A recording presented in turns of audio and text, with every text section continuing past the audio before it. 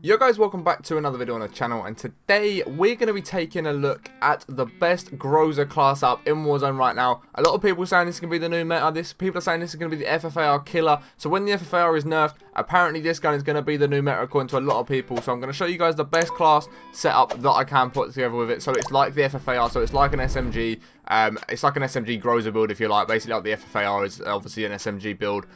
Basically, we're just going to show you that. We're going to run you through the attachments, why we use each one, and then I'll show you some clips at the end of the video so you can see how this Groza does play up close.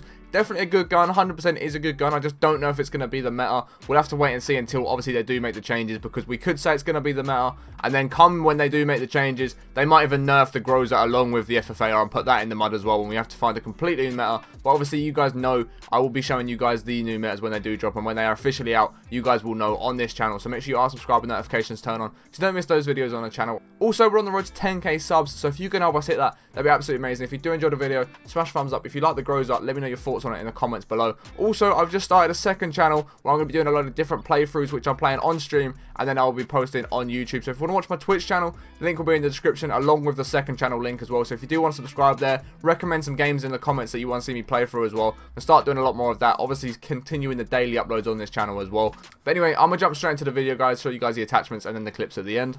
So the first attachment obviously that we are going for is of course the GRU suppressor. What else would we be using on a Cold War gun just in general? Obviously going to take you off the radar when you are shooting. Big win, especially when you're using this as an SMG build. You're going to be close, you're going to be in buildings with enemies, so you don't want to be appearing on their radar, otherwise you're quite easy to track. It's going to increase the vertical recoil control. The Groza doesn't really have that much recoil as it is, but the extra recoil control obviously is a big bonus where you can take it. It's just going to make it a bit more of a laser beam. It's going to increase the bullet velocity, so if you are trying to fight them mid-range gunfights like you would with FFAR, the bullets aren't going to drop off. They're going to be deadly accurate, and they are going to be exactly where you're lining them up for. And it's also going to increase that effective damage range, like I just said, allowing you to do the short to mid range gunfights, and also beam them as well and do a nice amount of damage and actually get a good kill at mid range. So it's definitely a good gun all round. If you, like I said, if you use it like the FFAR where you're going to go short range, it's going to be the most efficient, but then mid range it is still going to do a decent amount of damage, and you are still going to pick up some kills there. So in terms of barrel, guys, I actually go for something a little bit different to what I've seen a lot of other people going for. I know a lot of people are going for this VDV reinforced for the effective damage range. I've seen some people going for the 16.2 inch for the, again, the effective damage range.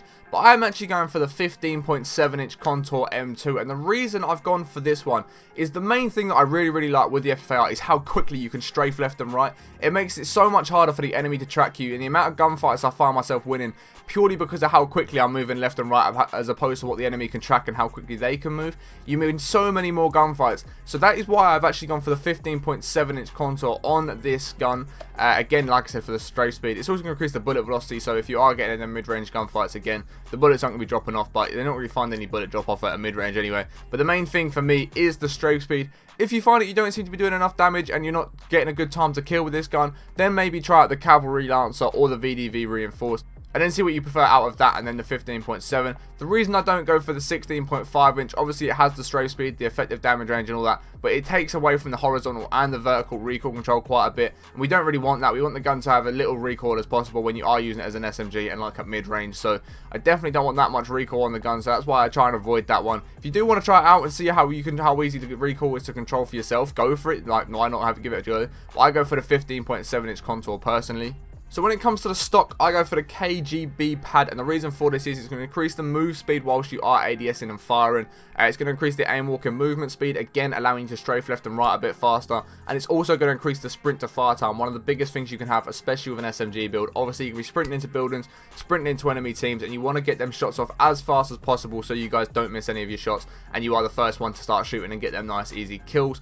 It does take from the hip fire accuracy, which isn't the most ideal thing because I like to hip fire quite a lot in buildings. However, the hip fire is still quite accurate and it's not going to go too wild, so it's not really the end of the world, but it's going to increase the sprint to fire time, which is a massive thing, like I said, with an SMG build. So next up, I'm going for the Bruiser grip. Obviously, it's not as broken as it used to be. I know a lot of people are going for the Spetsnaz grip, but I'm going for the Bruiser grip again. One, to put that hip fire accuracy back up to where it was after we lost it on the stock attachment. It's also, again, going to increase the movement speed. Obviously, with this being an SMG build, I want the mobility and the movement to be as good as it can possibly be. So that's why I've tried to up the mobility and the movement, like I just said, as much as I possibly can with this gun.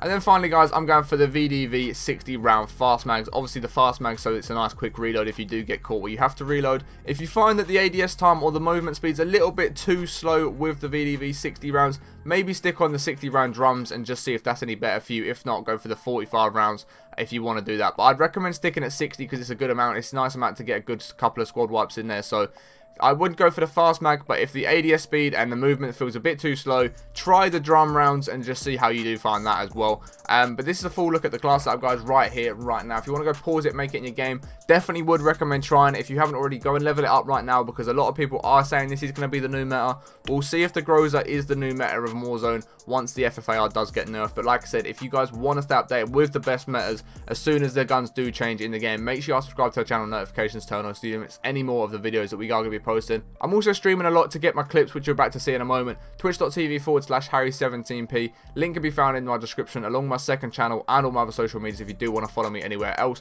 I appreciate you watching all the tins. We'll catch you in the next one in a bit. I found one. Peace. Okay, but I'm going to try and get on top of it and be man.